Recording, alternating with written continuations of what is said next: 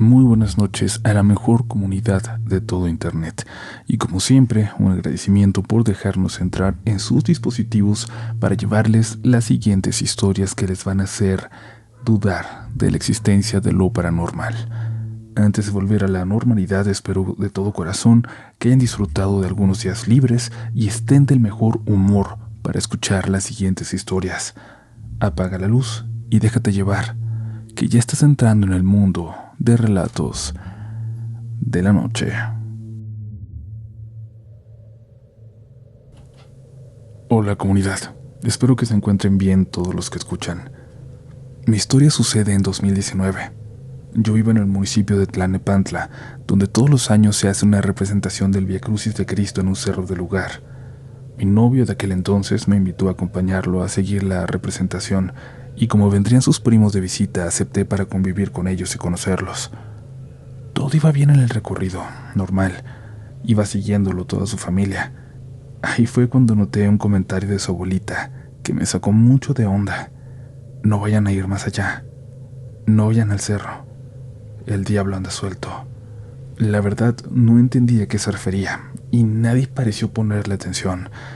Y total, cuando terminó toda la representación, estábamos sentados en la parte del cerro, donde esto terminaba. Se acercó su prima con otros primos y cada uno traía cosas para comer en una mochila. Iban a seguir subiendo por el cerro hasta llegar a un lugar que les gustaba. Mi novio me preguntó si quería ir con ellos y le dije que sí. Por alguna razón, no pensé en las palabras de la abuela. Nadie. Empezamos a subir y a subir y a subir más. Nunca había subido, pero no me parecía que estuviera tan alto, que se tardara tanto en llegar, sobre todo desde la zona en que estábamos al inicio. Era como si nos hubiéramos alejado demasiado. Pasamos por la entrada a una famosa cueva que se dice que tiene muchos túneles, donde, cuentan, entran personas a hacer rituales que nada tienen que ver con Dios. Al contrario. Llegamos hasta un punto en la cima que se sentía extraño, como si una mala vibra estuviera en el lugar, esperándonos. Pensé que solo lo había sentido yo y, claro, no dije nada para no parecerles una miedosa, pero la vibra era tan clara que pronto empezaron a hablar de cosas sobrenaturales y terminamos contando historias de terror. La tarde iba cayendo poco a poco hasta que se hizo de noche. Ya estábamos preparando para irnos cuando alguien se alejó. Uno de los chicos, probablemente para ir al baño, cuando un grito ahogado suyo nos hizo voltear. Apenas a unos 7 metros de nosotros, de alguna forma, había una estatua. Era un torso humano con una cabeza de cabra, con cuernos enormes. La estatua tenía velas alrededor y casi puedo asegurar que alcanzamos a ver un pentagrama en el piso. No sé si me da más miedo pensar que siempre estuvo ahí y no la vimos, o que alguien la llevó sin que nosotros nos diéramos cuenta. Luego, a lo lejos, en la oscuridad, alcanzamos a ver a gente que se acercaba, gente que seguía a una mujer con una corona de espinas, una mujer que parecía sonreír, aunque iba bañada en la sangre que esa corona le provocaba. Quizás era solo un disfraz, quizás era pintura, no lo sé, pero no nos íbamos a quedar para averiguarlo. Tomamos todo apresurándonos porque las voces que escuchábamos cada vez eran más. Parecía que se acercaba una multitud. Luego lo confirmaron las antorchas, luces de antorchas que se acercaban, y empezamos a bajar corriendo, pero intentando no hacer nada de ruido. Cuando estábamos por llegar a la zona donde había terminado el Vía Crucis, mi novio se dio cuenta de que faltaban 3 de sus primos que no conocían el lugar, así que con mucho miedo y todo, pero subió corriendo de vuelta por ellos.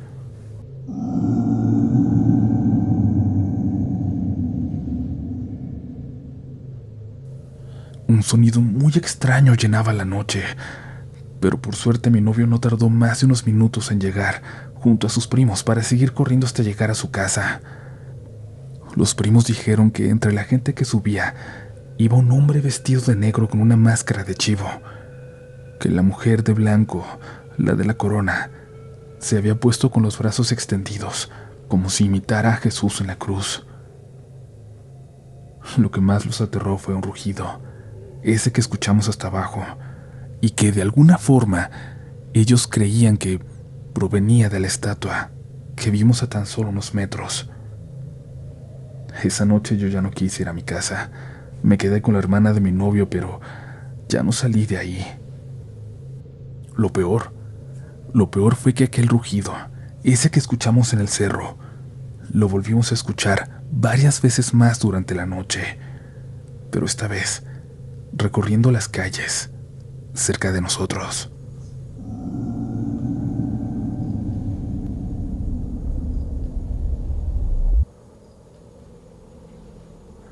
Hola Uriel, soy foráneo aquí en Mérida, Yucatán. Rento una casa cerca de mi universidad. Vivo solo con mis perritos. Esto que les voy a contar es totalmente real, por más extraño que parezca. Sé que todo ocurrió tal cual, que no es un sueño, ni una fantasía. Verán, desde que llegué, todas las noches a la misma hora ladraban los perros de mi vecino. Siempre, sin falta, a las 2 de la madrugada. Todas las noches despertaba a la misma hora cansado de escucharles. Mis perros que están dentro curiosamente no ladraban, y cuando llegaban a hacerlo, los del vecino no. Me imaginaba que alguien llegaba a esa hora, que alguien pasaba por ahí, o que era otro perro que cruzaba la calle, pero lo curioso es que siempre eran perfectamente puntuales. Cada que los ladridos me despertaban, volteaba a ver el reloj, siempre las 2 en punto. Cada vez estaba más harto de escucharlos, porque siempre ladraban por cerca de 20 minutos, suficientes para espantarme el sueño, y después de 2 meses, al final de un pésimo día, simplemente exploté. Me levanté y salí de mi casa a asomarme por una rejilla en la puerta que da hacia la calle. Desde ahí podía ver un poco sin salir, pero no alcancé a notar nada. Otra noche ahí hubiera regresado a casa, pero esa no. Esa noche mi enojo por muchas cosas del día estaba saliendo ahí, en ese momento, así que abrí la puerta y salí a la calle dispuesto a descubrir qué demonios provocaba esos ladridos. Me asomé a la casa del vecino, una casa sin rejas, con los perros fuera. Lo que vi fue surreal, pero en ningún momento pensé que estaba soñando ni nada parecido. Ahí estaba un perro, café, grande, parado en 2 patas, a unos metros de donde estaban los perros del vecino que ya conocía. Solo estaba parado sin moverse, viendo a los perros que le ladraban enfurecidos. Fue tan raro que incluso sentí un poco de gracia. No sabía qué hacer ni qué pensar. No había nadie más, nada más ahí que los perros que ya conocía, y este otro parado, viéndolos. Luego ese perro volteó hacia mí, pero no se movió como un perro. No sé cómo describirlo, pero se movió como una persona para verme. Me di la vuelta para regresar corriendo a mi casa cuando... ¿Qué? ¿Nunca has visto un perro en 2 patas? Aquella voz venía de detrás de mí. Aquella voz no podía provenir de nada más que de aquel perro. No fue un grito, no fue un susurro. Fue una voz normal, hablándome. Corrí hacia mi casa, lo sentí cerca detrás de mí. Al entrar tenía muchas ganas de vomitar. Ni siquiera cerré la reja al entrar, y ahora eran mis perros los que no dejaban de ladrar. Entré al baño a vomitar de miedo, pero caí en cuenta de que tampoco había cerrado con llave la puerta principal. Corrí para encerrarme en mi cuarto. Mis perros se quedaron afuera de él, ladrando en la puerta, dando toques en ella como cuando quieren que los deje entrar. Me metí debajo de las sábanas. Se callaron cuando estaban por dar las 3, y ahí finalmente me quedé dormido. Por la mañana comprobé que no había cerrado la puerta ni la reja. Se lo conté a mis amigos, quienes creyeron que lo había inventado todo, o que había sido un sueño raro, aunque alguno de ellos, intentando creerme, intentando ser empático, me dijo que tal vez era un Uay, un brujo que se convierte en animales. Los perros siguieron ladrando unas semanas más. Algunas noches de nuevo también los míos, aunque siempre cerraba bien después de esa noche. Siempre ladraban a la misma hora hasta que, así de repente, un día dejaron de hacerlo. Alguna vez me encontré al vecino en la calle. un señor muy serio y reservado, de unos 60 años. Le pregunté si alguna vez había visto a qué le ladraban sus perros. Me dijo que había cosas que solo deseaba ignorar y que ojalá que yo pudiera hacer lo mismo. Son horas para dormir, no para andar averiguando, me dijo. Supongo que el señor siempre lo supo, pero intentaba vivir con ellos sin darle tanta importancia.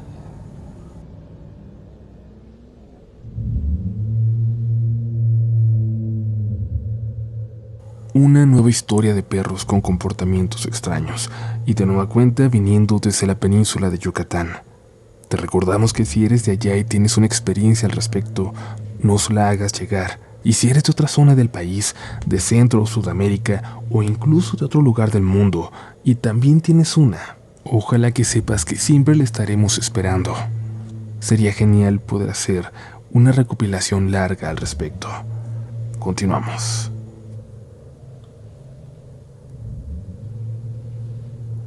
Desde niña crecí escuchando experiencias de encuentros con almas, de contactos con el plano espiritual, con eso que no vemos a simple vista.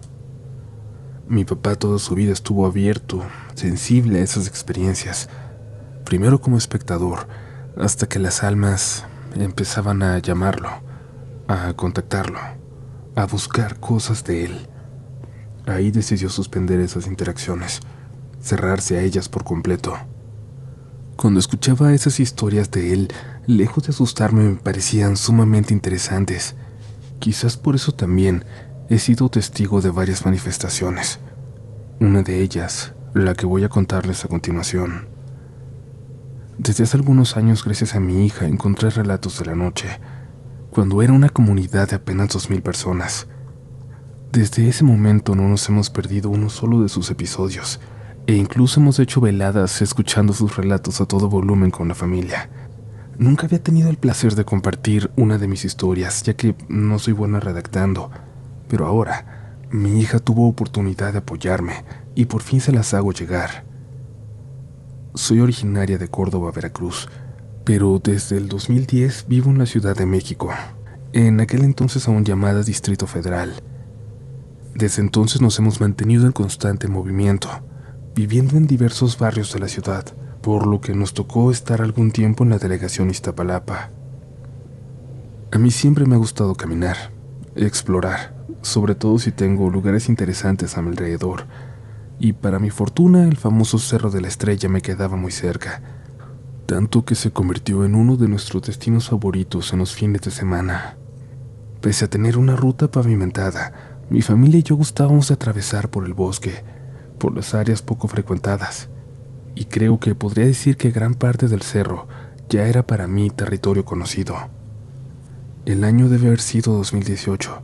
Vivíamos en una vecindad que, como la mayoría, tenía un patio central rodeado de cuartos donde vivían 2 familias más con nosotros.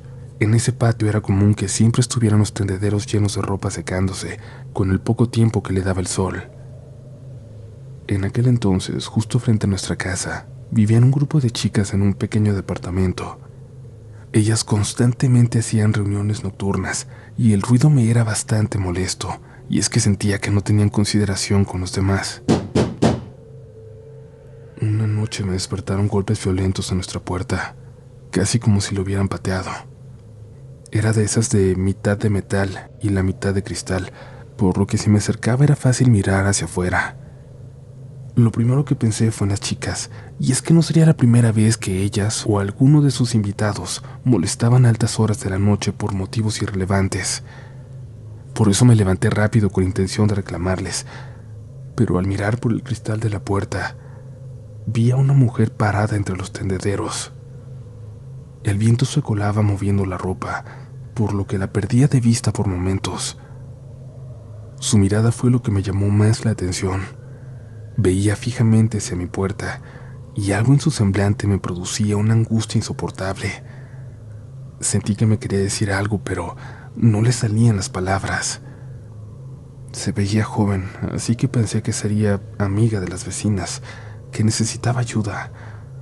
Abrí la puerta para llamarle la atención, pero como un pretexto para saber cómo estaba. Pero en cuanto salí, aquella chica de cabello suelto de piel blanquísima, se agachó perdiéndose entre la ropa.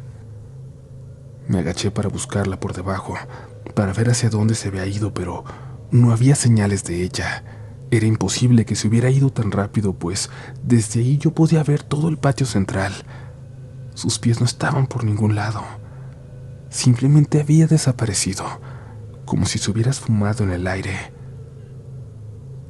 Moví toda la ropa, busqué por los pasillos, pero nada, ni una señal de que hubiera sido real. Aquella mirada de angustia de la chica se quedó en mi cabeza esa noche, y por días, por semanas después. Tenía una duda, una incógnita, que no entendería hasta un mes más tarde. En uno de esos fines de semana en el Cerro de la Estrella, en ese verano que nos regalaba días agradables y soleados, en compañía de mi familia subimos por una vereda que ya conocíamos. Yo la había caminado en varias ocasiones. Mis hijos se adentraron en el área boscosa, dirigiéndose a un árbol que les gustaba para trepar en él. Su papá se apresuró para alcanzarlos y cuidarlos, y yo me quedé al pie de la vereda. Avancé unos cuantos metros hacia ellos pero entonces me llamó la atención que, a pesar de lo iluminado que estaba el día, un árbol enorme parecía dejar una sombra sumamente intensa, casi como si estuviera borrosa. Como en un trance caminé hacia él, como si me llamara esa sombra. Me senté en una piedra junto a su tronco. Saqué de mi mochila mi agua y vi una navaja con la que siempre cargo al ir a caminar. Por alguna razón también la saqué y empecé a remover la tierra con ella, la tierra frente a mí. Cuando me di cuenta ya estaba escarbando y escarbando sin reaccionar, sin pensarlo, hasta que di con algo metálico a unos centímetros de profundidad. Clavé mi navaja alrededor de eso para sacar tierra, pero, para mi sorpresa, en uno de esos golpes, saqué un pedazo de tela roja. Eso me puso muy nerviosa, me dio miedo, pues yo sabía que era lo que había encontrado. No era nada, nada bueno. A pesar de todo, ya estaba ahí. Ya lo tenía casi entre mis manos, así que intenté sacar el objeto. Mi papá decía que cuando uno se topa con estas cosas malas, hay que encomendarse a Dios, y si tienes agua cerca, bendecirla, rociarla en forma de cruz, pidiendo protección para manipular los objetos que tengan alguna maldad cargada. Eso hice, y luego desenterré lo que era una pirámide de metal, llena de signos en cada cara. Parecía un objeto de esos que te encuentras en tiendas de ocultismo. Noté que la punta se abría, y dentro encontré lo que parecía ser sangre y una sustancia casi negra, piedras y un pequeño muñeco de paja con una cadena y un dije con una piedra negra. Al sacar la figura, no podía dejar de pensar en la chica que había visto en mi casa, aunque casualmente tenía días en que ya cada vez pensaba menos en ella. Algo me dijo, no lo entiendo, pero algo me aseguró que ella era la dueña de ese collar, pero también sentía que la pobre ya estaba muerta. Desenredé la cadena de aquel muñeco y al lograrlo regresé la figura al trabajo en la pirámide. Lo rocié todo con agua bendita, lo envolví en una bolsa de plástico y lo fui a tirar lejos de ahí, donde daba la luz del sol. La cadena me la llevé a enjuagar en agua bendita, en el agua que llevaba que había intentado bendecir. Luego volví con mi familia. No pasó mucho para que iniciáramos el regreso, para bajar de ahí, y me dirigí entonces a la iglesia que yo consideraba la más poderosa, por decirlo de alguna manera, la iglesia de la Cuevita. En ese momento ya tenía muy claro lo que había visto aquella noche. Supe que esa chica me pedía ayuda para liberar su alma, atrapada en ese trabajo maligno. De alguna forma, yo había vivido eso que mi papá tanto temía, ese contacto con los espíritus. En la iglesia de la Cuevita se dice que hay un Cristo milagroso. Decidí encomendarme al Santísimo, pedirle por aquella mujer, y dejé el collar colgado en las manos de un Cristo. Durante un mes estuve frecuentando la iglesia para cerciorarme de que la cadena seguía ahí, hasta que un día fui y ya no estaban ni el Cristo ni la cadena. Me dijeron que por las fiestas patronales se lo llevaban, pero algo me hizo sentir que que la chica ya estaba libre. Desde entonces, aunque no me ha pasado nada tan duro como esto, siento que he estado más abierta a los contactos con entes que habitan en otros planos. Seguramente ya les contaré una historia más en otra ocasión. Y tú ya casi llegas al final de este episodio.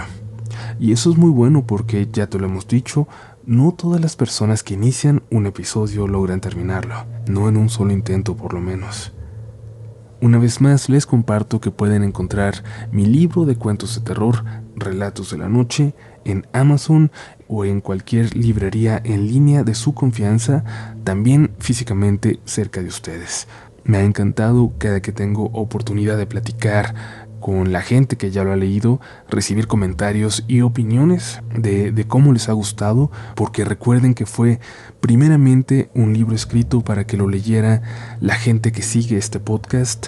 Está escrito en un lenguaje muy parecido al que se utiliza aquí, pero también espero es un libro que puede gustarle a un lector de terror casual. Si lo encuentran, no dejen de decirme qué les pareció. Pero ahora es momento de continuar, que aún queda una historia más esta noche. Hola comunidad, antes que nada quiero enviarle un saludo a todos los que disfrutan de Relatos de la Noche. Descubrí el canal hace poco tiempo, y hoy finalmente me atrevo a contarles algo que viví hace años. Solo mis amigos más cercanos conocen esta historia. En abril del 2017, mi novia de ese momento seguía en la universidad. Ella comenzó a planear unas vacaciones con sus compañeros de clase. Planeaban viajar después de la temporada de exámenes para distraerse, desconectarse de lo cotidiano. Una de las chicas ofreció que nos quedáramos en casa de su abuela. Le llamaré Mariana, aunque ese no es su nombre real. La casa se encontraba en Valdivia, al sur de Chile. Había quedado deshabitada tras la muerte de su abuela. A veces la familia de Mariana la utilizaba para vacacionar en el verano, pero nada más. Nosotros pensábamos que la casa estaba en el centro de la ciudad, pero en realidad quedaba a las afueras, en una zona rural donde solo había parcelas con vegetación y animales de campo. Para llegar al centro había que tomar un bus que tardaba al menos 30 minutos. La casa además era muy pequeña y bastante vieja, pero intentamos que eso no nos arruinara las vacaciones. Tampoco estaba tan mal, la vista era bellísima. Estábamos rodeados de bosque. A menos de 1 kilómetro vivía el tío de Mariana, un hombre muy amable. Él nos dio la bienvenida y nos ayudó a instalarnos. Antes de irse nos advirtió que no podíamos quedarnos afuera hasta muy tarde. Nos pidió también que tuviéramos cuidado, en especial si llovía o si había luna llena. La verdad es que no le prestamos mucha atención a sus consejos. Pensamos que no eran más que creencias de gente de pueblo. Los primeros días estuvieron tranquilos. Conocimos muchos lugares, disfrutamos de la gastronomía y de sitios maravillosos. En el 5.º día decidimos ir de compras, y es que habíamos organizado una fiesta para esa noche. Compramos alcohol y preparamos un buen asado. La pasamos muy bien, hicimos una fogata y estuvimos platicando durante horas. De la nada comenzó a llover. Ese día no había pronóstico de lluvia. Llovió muy fuerte durante 20 o 30 minutos. Hacía frío y mucho viento. La lluvia había apagado nuestra fogata, pero ninguno quería irse a dormir todavía. Nuestras vacaciones estaban por terminar y no queríamos que el mal tiempo nos arruinara la noche. Uno de los chicos propuso que fuéramos a recolectar leña para tratar de armar otra fogata. Nos pareció una buena idea, intentar encontrar alguna seca. Le pedimos a Mariana que nos prestara herramientas para poder cortar la madera. Ella nos entregó una sierra y 2 hachas de mano. Llegamos hasta la parte más alta del cerro. Desde ahí la vista era impresionante. El bosque era tenebroso, pero la vista bellísima. La noche era muy oscura y nosotros solo teníamos la lámpara de nuestros móviles para alumbrarnos. Comenzamos a recolectar madera y ramas secas que habían caído de los árboles. Intentamos apurarnos. Queríamos bajar del cerro lo más pronto posible. A estas alturas, y solo por el ambiente, ya estábamos muertos de miedo. No hay otra forma de decirlo. Todos teníamos una fuerte sensación de intranquilidad. Algunos incluso estaban temblando, e intentamos contar chistes para aligerar el ambiente, pero no funcionó. De un momento a otro comenzamos a escuchar murmullos, risas de mujeres. Creímos que eran las chicas que habían ido a buscarnos. Quisimos hacerles una broma. Nos escondimos entre los matorrales y apagamos las linternas. Esperamos que llegaran para asustarlas. Pero unos minutos después, el bosque entero se quedó en silencio. Volvimos a escuchar las voces, pero esta vez el sonido venía de detrás de nosotros, de la oscuridad más profunda del bosque. Encendimos las linternas y apuntamos al lugar de donde venían las voces. Vimos sombras que caminaban entre los árboles. Estas mujeres murmuraban una especie de oración o cántico. De repente, esos cánticos se transformaron en gritos, en risas grotescas. En ese momento nos levantamos y corrimos a las faldas del cerro. Dejamos las herramientas botadas, incluso olvidamos uno de nuestros celulares. Por la desesperación, uno de los chicos resbaló al bajar. Su cuerpo quedó lleno de raspones. Otro de los muchachos, que estaba un poco pasado de tragos, se puso a llorar como un niño. Cuando llegamos a casa, le pregunté a mi exnovia si habían ido al cerro a buscarnos. Me respondió que ellas habían estado dentro toda la noche. Nos preguntaron qué había pasado. Querían entendernos. Genuinamente estaban preocupadas por nosotros, pero no sabíamos cómo explicarles lo que habíamos visto. Y así nuestro asado terminó de forma abrupta. No había forma en que pudiéramos continuar la fiesta después de lo que vimos en el bosque. Ellas prepararon café y té para tranquilizarnos. El chico que estaba borracho se quedó profundamente dormido. Al día siguiente llegó el tío de Mariana. Ella le contó lo que habíamos pasado la noche anterior y él sonrió. Se quedó callado unos segundos antes de decirnos: se los advertí. Y es cierto, él nos había pedido que no saliéramos de la casa muy tarde, y mucho menos si llovía o si había luna llena. El tío comenzó a contarnos que en esa zona era completamente normal ver brujas, en especial en ciertas épocas del año.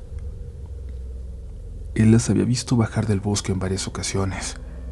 Las brujas se movían libremente por las parcelas, a veces caminando desnudas bajo la lluvia, o a veces vistiendo atuendos extraños. En ocasiones llevando velas, o a veces bolas de fuego entre sus manos. Dijo también que hacían rituales cerca del lago, que quedaba detrás de las vías del tren. Él nos recalcó que las brujas nunca le habían hecho nada. Ellas simplemente lo ignoraban y seguían su camino. Tampoco lastimaban a la gente del pueblo. Incluso nos contó que antes de morir, su madre les dejaba comida. Según ella, las brujas necesitaban recolectar alimento antes de emprender largos viajes. El tío nos acompañó al cerro a que recuperáramos nuestras cosas, pero el chico que había llorado de miedo decidió no acompañarnos. Y es que él fue el único que vio a las brujas de cerca. Nosotros solo alcanzamos a ver sus sombras, pero él las había visto tal cual. Varias veces le pedimos que nos describiera el aspecto de las brujas, pero él siempre se negó. Nos decía que simplemente eran seres horribles, que no parecían una mujer.